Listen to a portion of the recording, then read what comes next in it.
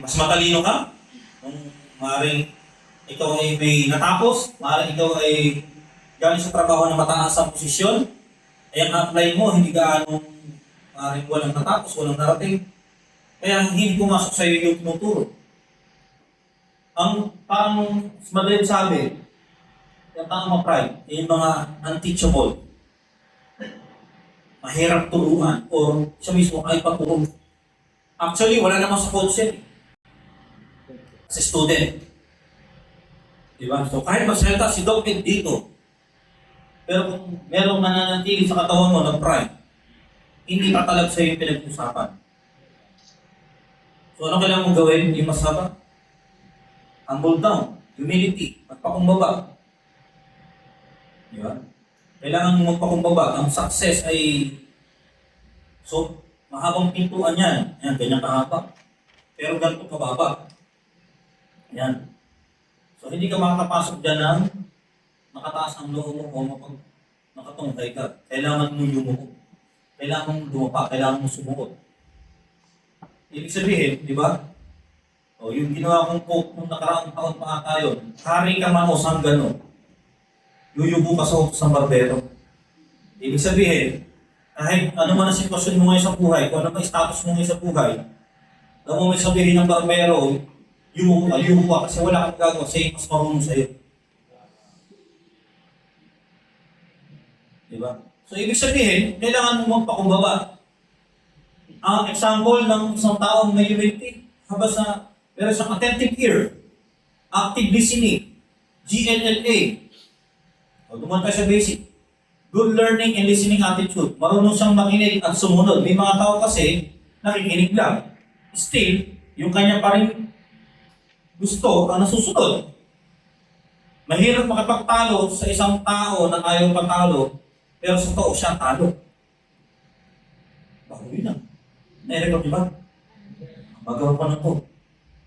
Mahirap makapagtalo sa isang tao na ayaw magpatalo, pero siya naman talaga ang talo. So, yun yung tama, pride. Di ba?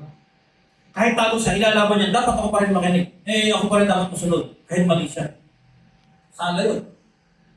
So, humility, good learning and listening attitude, marunong kang makinig at sumunod. And you must have an attentive ear, active listening, pairaan ng tenga, dalawang tenga versus isang bibig. Hindi ka dapat makapag-debate, hindi ka dapat makapag-argue. Tanging kailangan mo lang gawin, makinig, no choice ka. Kasi kung lagi kang makipagdalagdakan, baka ganyan ka sa prospect. Hindi ka nakikinig sa prospect, kailangan niya ito yung sagot niya na dapat mo unawain. Sa downlines, ganoon din, walang makinig. Ang GLLA, hindi lang yan sa apply. Isa sa downline, baka may suggestion na maganda, makakaputong sa grupo. Yung mas ang COVID here. So para matuto ka, humility, open ears, open eyes, open heart, open mind, para pumasok yung tinuturo. Ako ha?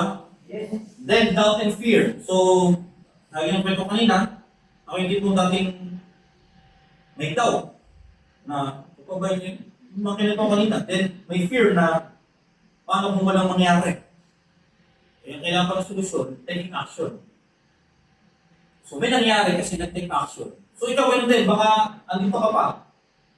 Minsan bago, minsan matagal, nandiyan pa, puno-puno pa rin po. Take actions lang. Diba? Damihan mo lang ang gawa. Damihan mo lang ang pakipag-usap. Everyday, dapat hindi ka nawawala ng gawain about business. Coach, ang dami kong ginagawa araw-araw. Busy, pero hindi productive. Diba? Iba ang busy sa productive. Busy, naglaba, nag-garden, nag-inis ang bahay, o busy ka. Pero hindi mo papasok ng pera. O, di ba? Ngayon, busy ka ngayon dito. Nag-training, pero walang may papasok ng pera to. May papasok ng pera mamaya. Kapag gumawa ka ng way na may kausapin. So, iba ang busy sa productive. So, dapat marami kang gagawin. Nag-gets ba? Then, procrastination. Ano yung procrastination? Ano yung laging term ng mga Pilipino dyan? Ha? Ano? Anya na habit. Hindi ko lagi dinay-delay yung gagawin. Sa kaka-delay mo, hindi mo alam, may science yan, nade-delay ka talaga sa success mo. Yung prospect mo na hindi mo kinausap, makausap na ng iba, doon pa na-join. Kasi pinagpaliban mo pa. Kapag meron kang kailangan gawin, trabahuin mo na agad. Kaya na agad yung ngayon na action, isa naman action now. Gawin mo na agad ngayon. Kasi pag pinagpabukas mo pa yan, alam mo yun, parang lumalayo sa yung success. Then laziness, katamaran. Di ba? Alam ko, nararamdaman mo yun, dinadaanan mo yan. Alam mo ba't minsan tinatamad ka? Kasi yun yung nasa loob ng katawan mo, energy. Kapag ka emotionally down ka, mentally down, then, so yun yung nagiging vibration ng katawan mo. So yun yung nagiging emotions mo. Kaya emotion, energy, emotion. So ang energy mo, bagsak. Emotion ng katawan mo, bagsak din. Pero kung yung energy ng katawan mo, inspired, attuned, aligned, empowered, minsan makakasi mo kahit kulang ang tulog mo, parang sipag mo. Pero kulang ang tulog, pero alay ba ko? Kasi, may apoy sa loob ng, dibdib mo eh. Parang salitang burnout. Kaya nabe-burnout yung iba, nag-fire out na. Nawala na yung apoy. Sino ba dahil na may burn? Fire. So, hindi siya totally burn out, nag-fire out. Pero kung yung fire within na dyan, laging nalalagab yan. Pag ito laging di ba? Yung parang kargado ka lagi. Kahit kulang ang tulog mo, bakit mo, gising na, oras na tulog mo, pero hindi ko nararamdaman. Kausap lang ako sa percent, 1%. Pero kapag bagsak ang moral mo, energy, mental, ito, tinatamad kang bumangon, diba? Tamad kang kumilos, tamad kang pumayo, pero wala nangyari sa paghapon. Kailangan ko rin yan, commitment. Sabi mo sa sarili mo na, uy, anay tatay, okay. Kasi hindi ginawa ka ng officer. Kasi hindi naman ako superhero na hindi nakakaranas ng katamahan, lalo na kung umpisa. Pero sabi ko, uy, saka na makain, ganyan ka pa. Nanay tatay, alam mo yun, pinakausap ko sarili ko. Kung ikaw, pinakausap mo sarili ko ng negative, pinakausap ko sarili ko ng positive, pinakausap ko sarili ko ng, alam mo yun, pinomotivate ko. Ikaw din nagigising sa sarili mo, walang iba eh. Di ba? Ikaw din iso, commitment. May pananagutan ka sa pangarap mo. Commitment, pananagutan. May pananagutan ka na kunin mo siya. May usama kayo ng pangarap mo eh. Success, pupuhanin kita. Pupuhanin mo. Salita ka eh. Hindi naman kasi yung bababa sa'yo, pupunta sa'yo para makuha mo siya. Ikaw pupunta sa kanya. Do the business, whatever it takes. Kahit pagod, kahit puyat, negosyo. Kuha ba? Then, yes. Negativity. Ito. Pwede pagpunta mo dito, kagaya ko rin, negative ako. Bakit? Although kala mo member ka ngayon, positive ka na, check nyo, miss, lumalabas siya sa bibig. Kapag ang dami mo mga bad words na lumalabas.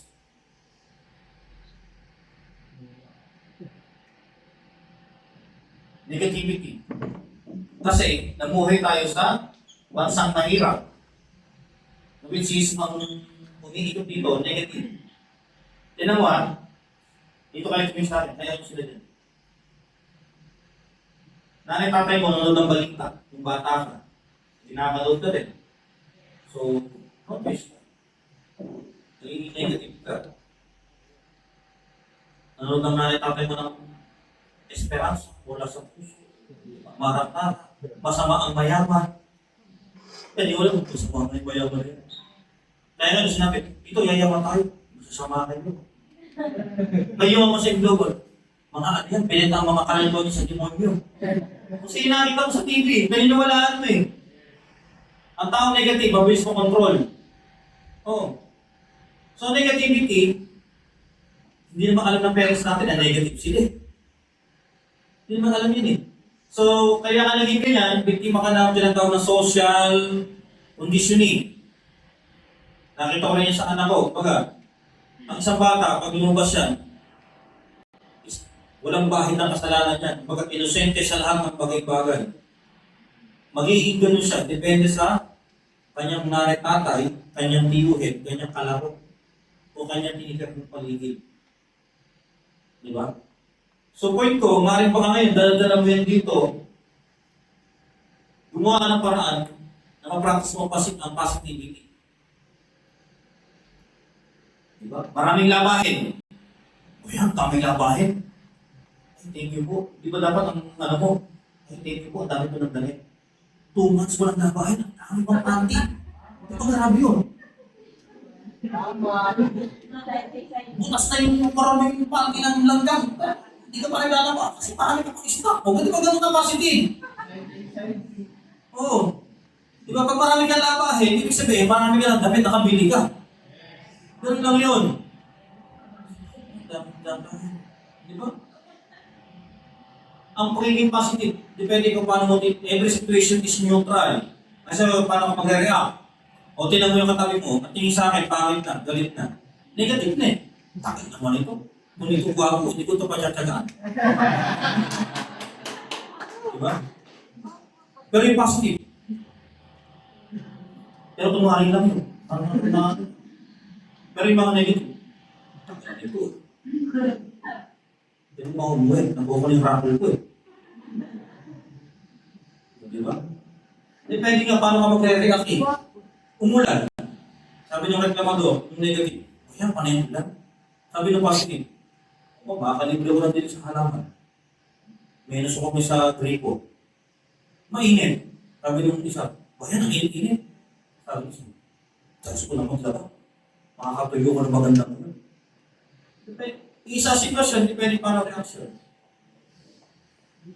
Sabi di ba, ako 100. Sabi niya ganun. Top 27, 100 lang para ako.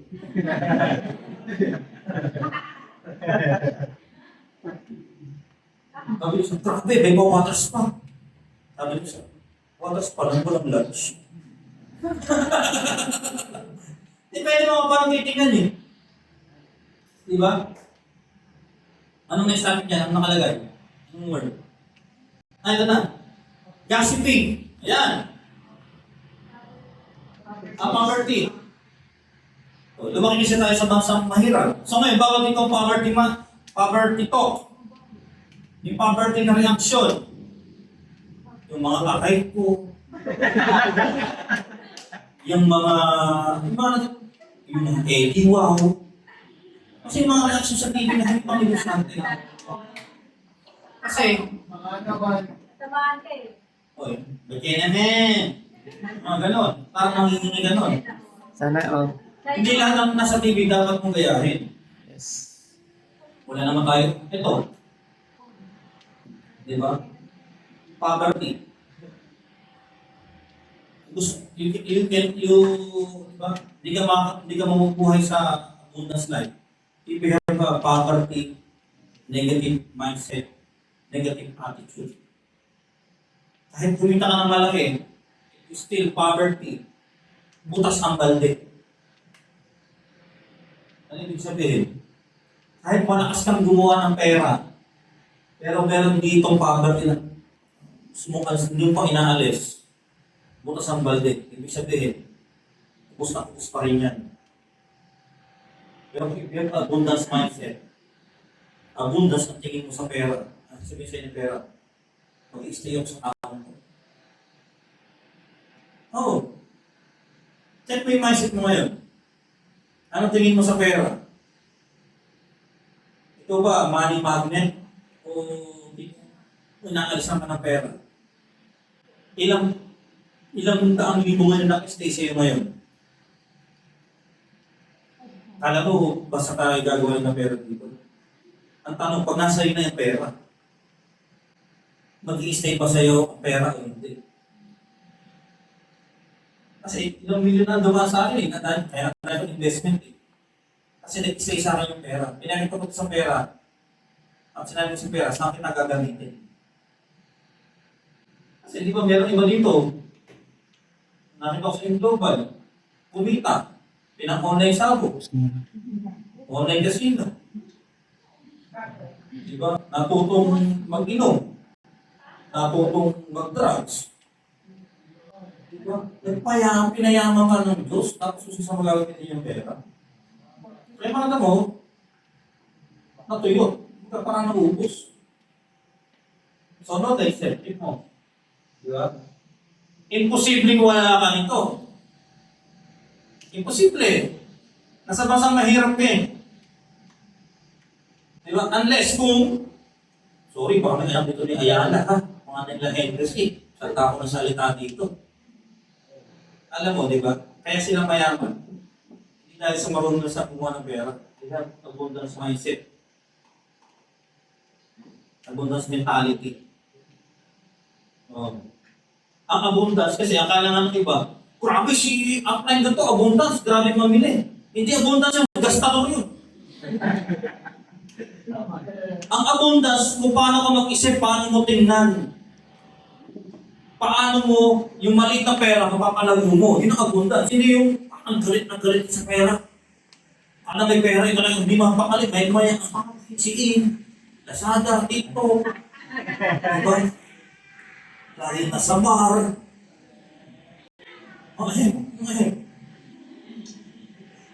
Diba? Tapos mga, Coach, ba't last 3 months ago, nag-6 figures ako ngayon hindi na. Eh, bakit ko saan mo ginamit ng pera eh?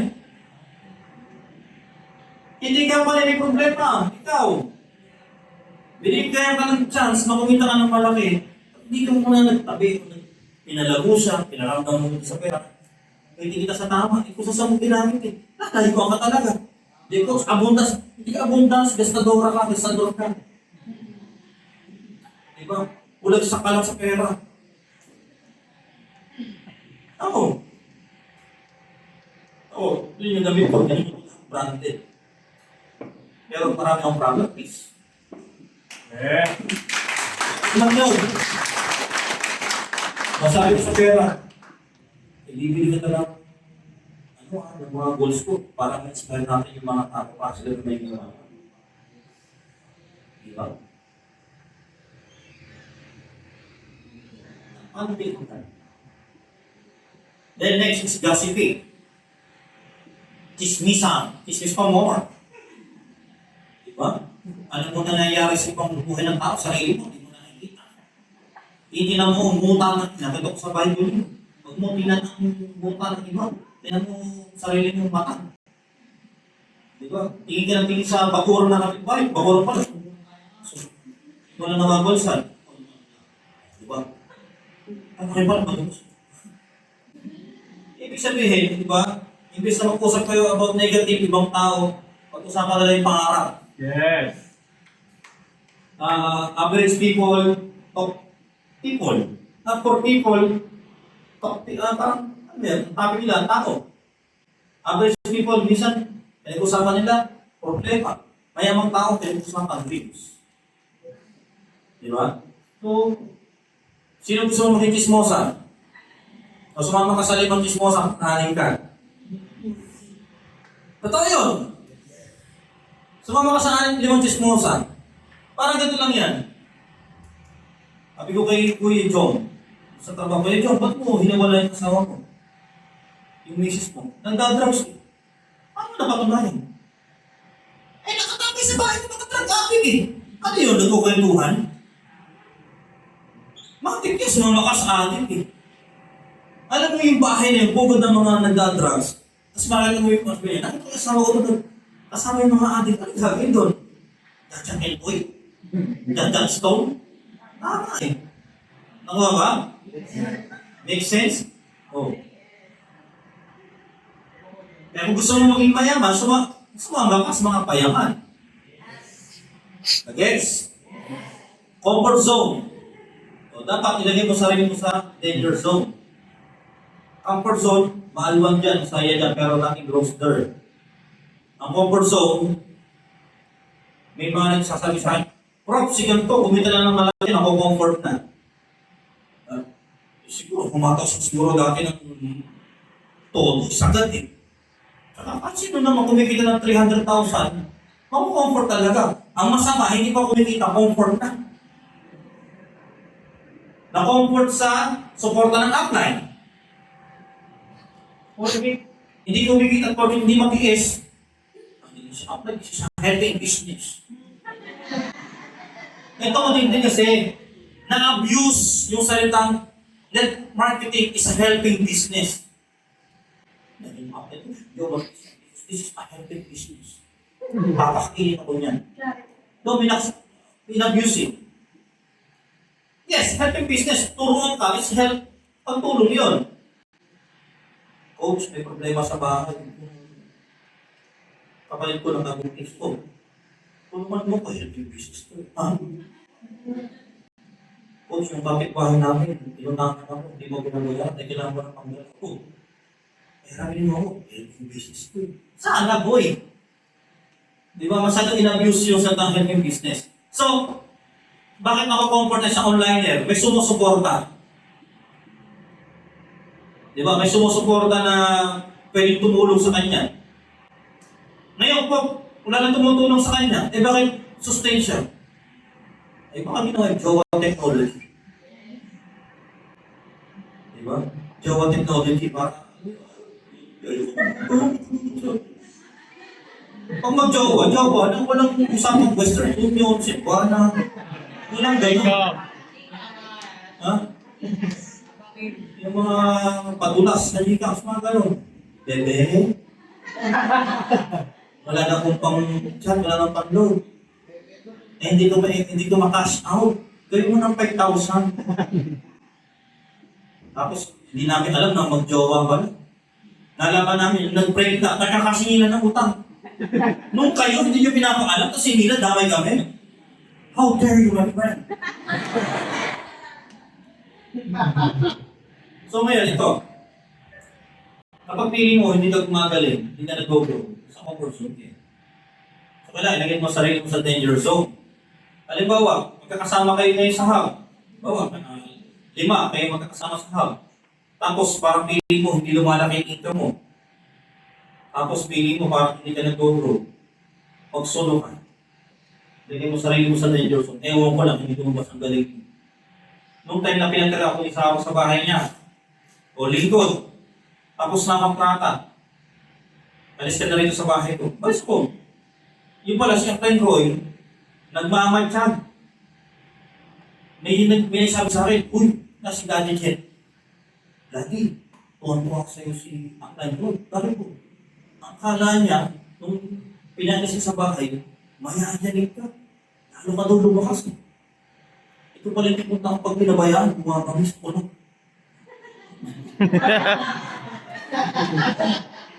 Anong tinira? Oh. So, nung pinalis ka sa bahay, dahil sabi sa akin, 5 months ka lang titira dito. Anong utang ko? 5 months. Dapat within 5 months. I-pay na ako. At dapat, yung 5 months ako, may mga ligas na ako, may katulong na ako pasok ng income. Kailangan yung after 5 months, hindi kitain ko, kaya nang kumenta ng apartment o kahit yung bed space. Eh magkano apartment that time, mga 3-5. Hanap ako, tumira ko dyan sa St. Francis. Eh yung time na yun, kasama ko si Prof. Darrell Belga at si Lord Topia, hindi pa kumikita. Sagot ko pa yun. Tapos, napansin ko, saan lumalaki yung income ko? Ganito pala to. May labas ko sa sakyan. Diba? Pag mamantli, magagasolina, magagas. Mas lalong lumaki. Tandaan mo, pag the moment may bayarin ka, o parang ilalabas yung adrenaline mo, mas gagaling ka. Diba? Kaya kung ikaw ngayon, mamapasin mo yung pag-isang tao, kasama pa rin yung magkulang yan, hindi nag-go-grow. Pero yung pag umalis ng bahay nila sa lugar nila, pagbalik, ibang iba. So, ilagay mo sarili mo sa danger zone. Hindi ka mamamatay dyan, mas gagaling ka. Alam mo, sabi nga, kung ikaw ngayon takot kumain mag-isa, grabe yan. Ibig sabihin, hindi mo kain mag-isa sa buhay. Ayoko talaga kumakain mag-isa eh. Sa STM, dito nakaraan, kaya ko ng ramen mag-isa eh. Para sa iba, yung kumakain mag-isa, bigtilin mo lang sa mga. Ano, sarap kaya ano? Mag-isa. Saka, ano yun, ibig sabihin nun, kayang tumayo sa sarili pa. Kaya welcome naman, aalis ka dyan din sa habit. Oo. Kaya kung pili mo, hindi ka nag-grow, hindi lumalaki income mo, hindi ka parang na-stagnant na ako dito. Alis ka, labas ka. Put yourself in danger zone. Dati grabe akong pasok sa danger zone. Nagmamakli ako ng Montero, 20. Kumuha pa ako ng Ranger, 27,000. Nagtayo pa ng hub, monthly, 22,000. Tumira pa sa Hampton, 15,000 ang renta. Nagpapa-shabu-shabu pa, nagpapakain pa, nagpapamasas pa ng dealer. Nadala pa ang magulang sa iba't ibang bansa. Kaya gastos ko dati, 100,000. Kaya ngayon, pangarap ko 100,000. Bayad ko yan. Napakanipis niyan. Nilig ko sarili ko sa danger zone, dami kong bayarin. Talagang usok lagi yung talagang trabaho ng trabaho. Pagkabago pala yun. Okay na ako, balik ko sa trabaho. Baka na kami tulog. Tama eh. Ginawa na ang mga to. Yes! Lifestyle or vices. Ito, vice ganda to.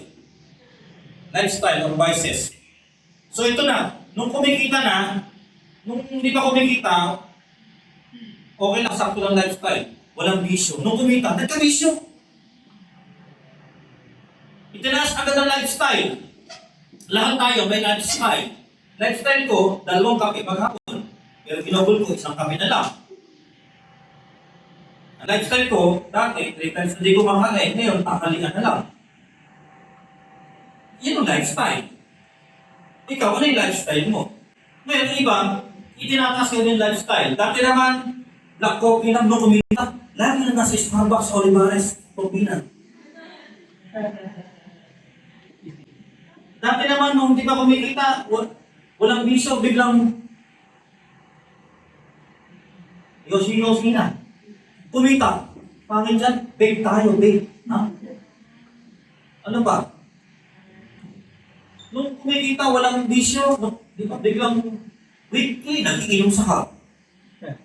Nagka-bisyo. Alam mo, dapat ang pera mo, ilagay mo sa investment. Yes. Bilang bago, na kumikita, nag-uupisa kumikita ngayon, ilagay mong income mo sa investment. Mag-invest ka saan? Sa pananamit. Mag-invest ka sa image. Mag-invest ka sa mga apps. Sa mga AI. Sa mga chat GPT. Sa mga FBI. Sa boosting. Mag-invest ka sa mga simple yung mga subscription para magpapait ng magandang video. Mag-invest ka ng camera. Lahat ng mga bibili mo, laptop, cellphone, gamit niya sa business. Lumalaki yung grupo mo, bili ka ng proyekto, bili ka ng speaker, investment yun. Yung mga ibang sa inyo ito, nag-invest saan? Sa sasakyan. Coach Lincoln, bakit kailangan bumili ng sasakyan ng worker? O sige, tanongin kita, bakit kailangan bumili ng truck? Ang nagtayo ng hardware. Alam mo, mag-deliver ng semento, motor dalag. Deliver mo ng isang kilo na buhangin. Nakapwede ka. Alam po, sako-sako. Yung mga hardware, pwedeng nangutang yan ng pag-invest sa negosyo. Nangutang din yan ng sasakyan kasi gagamitin niya sa negosyo. Diba? Gusto mong pumasok sa Grab. Alam nga manghirap ka ng kotse sa kapitbahay. Pero nga nung ba, bibiyahin ako. Ganun. Kasi kapitbahay namin sa baby, 2 pa. Alam, bro, pwede mo pahirap ng motor mo. Saan bibili? Ay hindi, papasando ko, magdadala ko. Hindi pwede yun. Kung ano man pasukin mo ngayon, kailangan mo ng sasakyan. Sa network marketing, ano naman pagpambilin mo? Kailangan mo ng health. Siyempre, kahit ano muna, yung Bigo, kasi ako, umpisa na naman ako sa beginning car, like yung Chevrolet Spark. Hindi kong pag tumaan dyan sa S-Tex, ay lubag, talagang kaya ng ilalim. Ito yun. Eh, kung kailangan pa talaga bumili sa sasakyan, kala ko, pag bumili sa sasakyan, para lang magpapogi, ipakita na meron suka, hindi, gagamit mo sa business. Yung pagbili mo sa sasakyan sa negosyo, isang asset. So, kailangan i-maximize mo siya. So, na-practice namin ni Prof. Prince Belga, yung mag-maximize ng nabibili namin. Ako po, ang insecurity ko, tandaan nyo kung ano yung bibili mo ngayon, yung insecurity mo. Nung bata ako, lahat ng kalaro ko, may bisikleta. Ako lang wala. Kaya nung kumita ako dito, bumili agad ako ng road bike. Ngayon, sabi ng Floyd, hindi kikita yan, hindi mo magkabumili ng bike. Ngayon, Eh di sabi ko, gamitin ko sa magpay ko sa Nubali, post i-video ko, may post. Grabe, pabay-pabay na lang siya. Ba't ka bumili ng iPhone? Kung ikiling empleyado ngayon, bumili ka ng iPhone. Liabilities, luho. Pero nasa network marketing ka, nasa business ka, ang sarap ng lagotok ng iPhone. Diba? Hindi ka rin sa website ko, pag pinag ay tumalag. Yung iPhone, iba ito. Iba tunog eh. Diba? Ang sarap mag-picture. Diba? Kasi laptop, kailangan mo rin yan. So ngayon, yung kinikita mo ito, gamitin mo muna sa negosyo para lumago negosyo mo. Huwag muna kung saan-saan. Hindi, kasi iba, nagagamit ng pera sa liabilities. Put out money in your pocket. Asset, put money in your pocket. Ngayon, sa mga apply na matagal na, itawid nyo yung sasakyan nyo, ibig sabihin, tapusin mo yan, then next, bili ka ng property. Yes. Yung kasi naging mindset ko, sabi ko, pag nakabili na ako tapos sasakyan, bili ko ng property. Eh ngayon, magiging properties na, marami na. Yes. Ngayon, nagkakawin ko eh. So ngayon, pinatayan ko siya ng bahay, lalagyan ko siya ng swimming pool, lalagyan ko siya ng basketball court, badminton court, gawin ko siyang resort. Gusto ko makita niya yung dulo. Ako ba? Networking pala, hindi na pala ito lifestyle, hindi na pala ito sasakyan, hindi na pala ito parang pasikatan. Pwede pa lang bumili ng magpatayo ng resort, which is magiging passive income sa future. Ano yung passive income? Wala kang ginagawa pero kumikita. Yung isang bili kong lote, commercial at yun, nasa akin kung ilang palapag itatayo ko. Nasa akin din kung yung bang itatayo ko doon, ako magtatayo ng negosyo o may re-renta. Kung may rumenta man, passive income, nasa kong silon. Bakit pagod-god na lang yan? Ang daming apartment kaya yan. Ang daming resort kaya yan. Bakit yung ginagawa kasi yung mga bagay niya, ba't yung kanyang ito? Para nakita mo sa makapunta, ano yung gulo. Kasi maaaring ngayon, baka nagkakaiyak sa rejection, hindi ka nalabas yung kwarto. Kasi meron isang pinag-joy, tumas ako. Ano sino? Hindi sa kwarto, ninalabas pa kayo. May na-reject kayo lang, tumas ako. Ha? Yung gitara, nalagyan ng plastic na itim. Di ba? Grabe naman yun. Sabi sa kanina, Clyde Roy, Lincoln, bumili ka ng sasakyan. Kailangan ko ba yun? Yung paliwanag ko kanina, hindi niya paliwanag, ito paliwanag niya. Bumili ka ng sasakyan. Dahil pag ikaw nagka-resulta, yung rejection, yung pain, yung sugat ng mga damage mo, magagamot. Kasi bakit? Totoo pa lang, yumayaman dito. Kaya sa mga dito na nagkaroon agad ng resulta, pangalagaan yung resulta nyo. Yung pagiging MC, card achiever, hindi lahat nabibigyan ganyan kaagad. Iba dito inabot na ng dekada, wala pa rin resulta. Pero dahil naniniwala sila, andyan pa rin. Kaya kung 20 taong maaga na po ang resulta, whatever it takes, ilaban mo yan. Hindi lahat nabigyan ng break. And syempre, yung masabag good attitude. So hindi pwedeng dahil nagkaresulta lang tayo, is magiging mataas na tayo. Sabi nga ni Don Juan, tama ba? Don Juan, nakita yung video ni Don Juan? Tama ba na porket nagkasasakyan ka na, bakit ka na, mayabang ka na? Hindi, mali yun. Hindi tama. So nalita niyo parang magpayaman. So bakit ko ang tagal ko rin sa topic na to? Kasi ako yung talagang panaglabas ng pera, i-invest. Ito, kwento ko. Si Coach Lincoln nyo, ay isang pictures ko na titinda sa Pangita, sa isang maliit na baryo sa Pocpila, Laguna. Isang araw, naglalakad si Batang Lincoln. Galing school, sabi ng kanyang lola Rita Ibaras, saan galing? Puro kalaro. O ito, may isang tali na sa Pangita, ibenta mo, 5 piso. Pag nabenta mo, meron kang piso. Piso, yung may galabaw. Hindi na alam ng iba yun. 5 p.m. o 5:30 yata, ikot ako doon sa amin. Benta. Nakita ko na aking tiyahin, si Tia Nessie. At gabi-gabi na, ang ginagawa mo. Bebenta ko ako kasi sabi ng lola Rita, kapag nabenta ko, may piso ako. Kaya ako na bumili, nakakaawa ka. Binili, 5 piso, dala ko yung 5 pisong papel. Pag abot ko sa lola Rita, ay, hindi yung pera. Binili ko ng piso. Sabi niya, bukas ulit. Bukas daw ulit. Nagtinda ko ng tinda. Tapos, dumating ang bakasyon. May isang kumpisan sumali. Pangalan niya, Dads Galema. Nandito na naman si Jun. Sasali, mahal. Kasi dapat 10 tali na sa pagkita ibebenta mo, iba na sa kanya. Napakaos pa yung kita. That's Galema, it's DG Creatives, kisa kayo. Kita kami sa pagkita ng araw yung baka. Tapos, May of 1993, ano na yun, magpipesa sa amin nun. Liberia.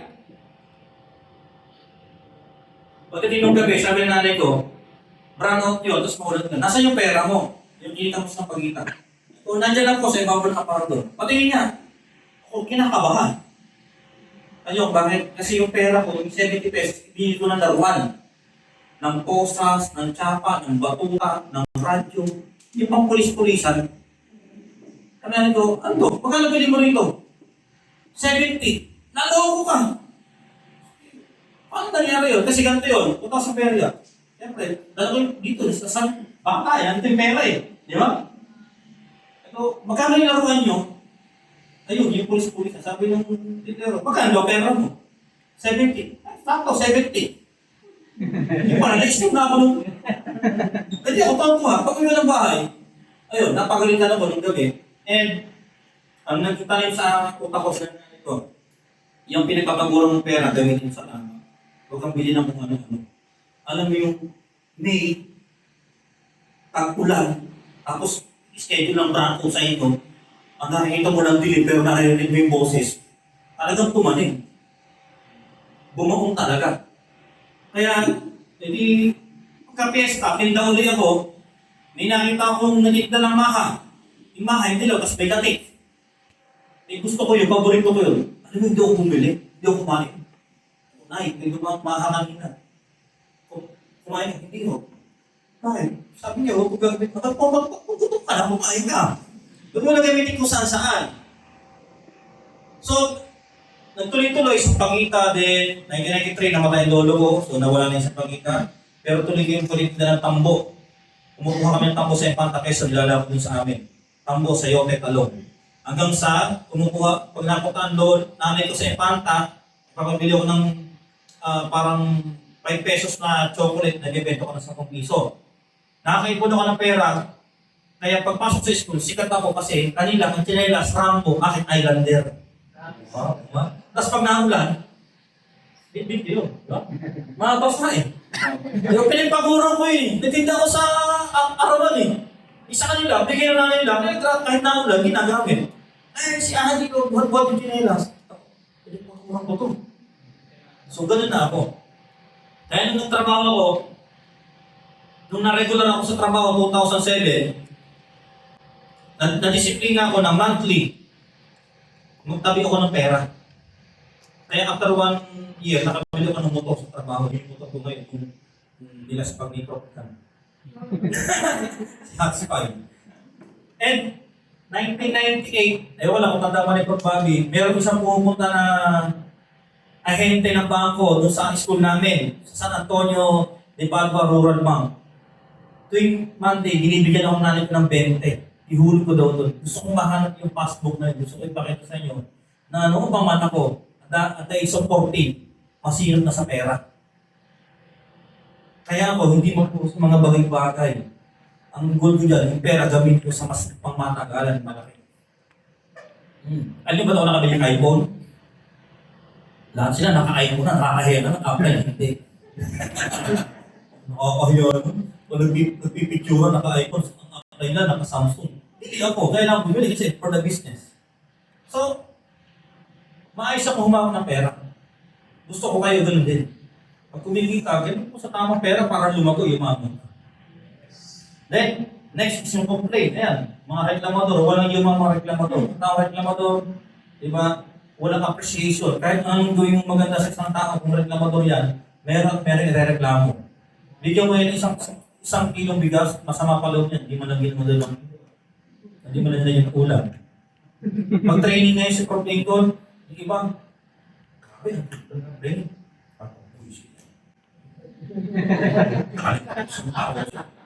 Tapos pipipit ang pinarato, hindi pa nila ka.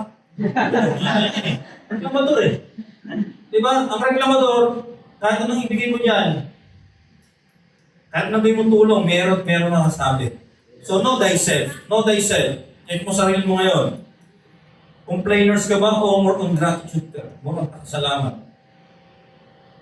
Di ba? Nung bata ako, narinig ko sa kapatid ko, kay Kuya Billy, tuyo ulam. Sabi niya, be thankful. Walang yun. Bata ako eh. Thankful. Tapos alam mo, tuyo na. Diba? Tapos blaming others. Ikaw tao, pag nagkakamali, lagi nakasisi sa ibang tao. Pero hindi niya alam, sa pagtuturo mo, tatlo ang nakabalik sa'yo. Ikaw mo eh. O yun, nakaturo sa akin. Tatlo pala sa akin. Di ba? Ibig sabihin, minsan, sisi ka ng sisi sa iba, pero hindi mo alam na dapat meron ka self-accountability. Marunong ka namin ng pagkakamali mo. Di ba? Kasi po, kulay yellow yung complete eh, kaya hindi po makabenta. Kasi po, nasanay po sa Acting Global, hindi AGG, kaya hindi yung maka-close deal. Labo naman yun. Sinisip pa ang company. Kumbaga parang hanggang maaari, lahat kung may isisisi sa ibang tao, isisisi. Pero hindi siya maganda. Dapat may self-accountability. Okay? Yes. So, pwede pa tayo mag-start? Yes. Start na tayo. Next slide.